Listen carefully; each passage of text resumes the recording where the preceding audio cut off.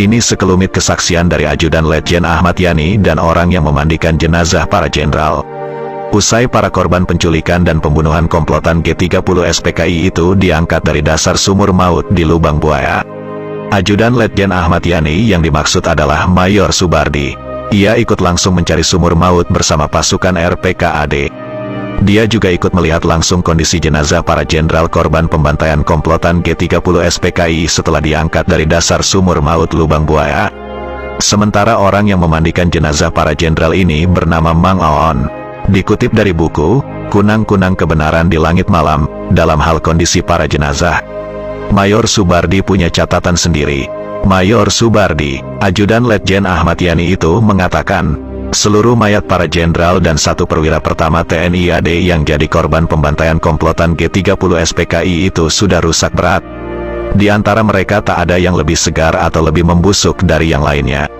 Semuanya sama-sama berkondisi buruk. Menurut Mayor Subardi, saking rusaknya, mayat-mayat itu susah sekali dikenali.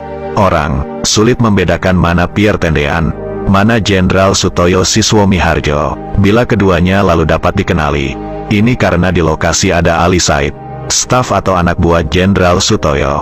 Ali Said ternyata pernah tinggal sekamar dengan atasannya sewaktu sama-sama dinas di Bandung.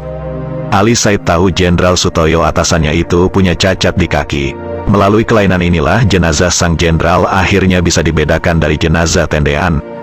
Catatan Mayor Subardi soal kondisi jenazah para jenderal korban pembantaian di Lubang Buaya ini tak jauh beda dengan yang disaksikan dan dirasakan oleh Oon Sukarto atau Mang Oon. Mang Oon adalah orang yang beberapa jam kemudian memandikan ketujuh jasad dari Lubang Buaya di RSPAD.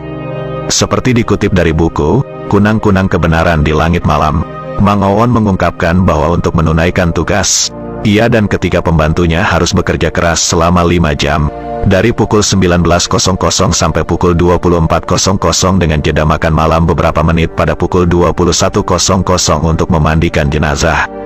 Dalam proses memandikan jenazah ini, semua baju yang melekat di tubuh atau jenazah para perwira itu, ia gunting agar sabun yang diusapkan bisa merata ke seluruh lekuk-lekuk tubuh.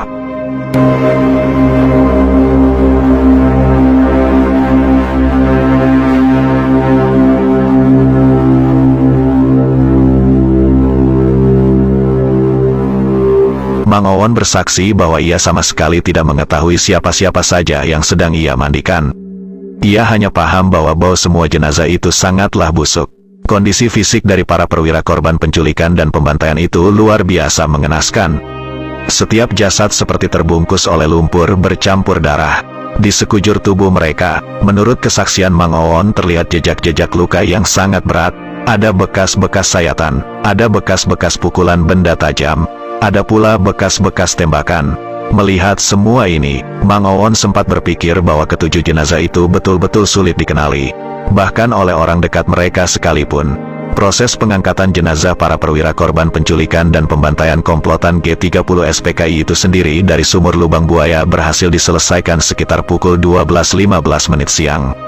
Setelah semuanya usai dan seluruh jenazah masuk peti, Pangkostrat pun berpidato. Letu Mispan, perwira Kipam KKO TNI Angkatan Laut yang memimpin anak buahnya mengangkat jenazah para perwira dari dasar sumur maut bersaksi.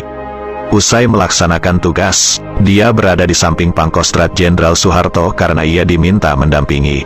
Dari sekian kalimat yang dicetuskan Pangkostrat, hanya satu yang saat itu menggelitik pikiran Mispan.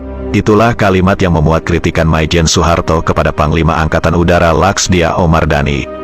Intinya, di mata Pangkostrat, tak mungkin Omar Dhani tidak mengetahui penyekapan dan pembunuhan para jenderal Angkatan Darat yang berlangsung di Lubang Buaya karena daerah ini pada hakikatnya merupakan halaman rumah orang-orang Angkatan Udara.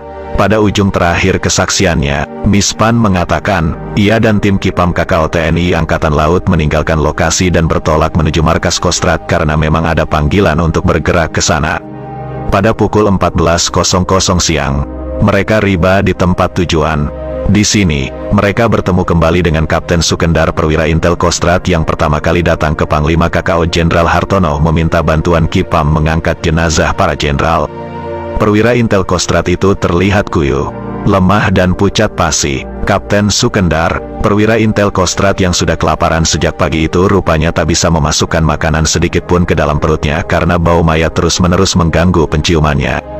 Tiap kali ia mencoba makan, ia pun muntah berkali-kali.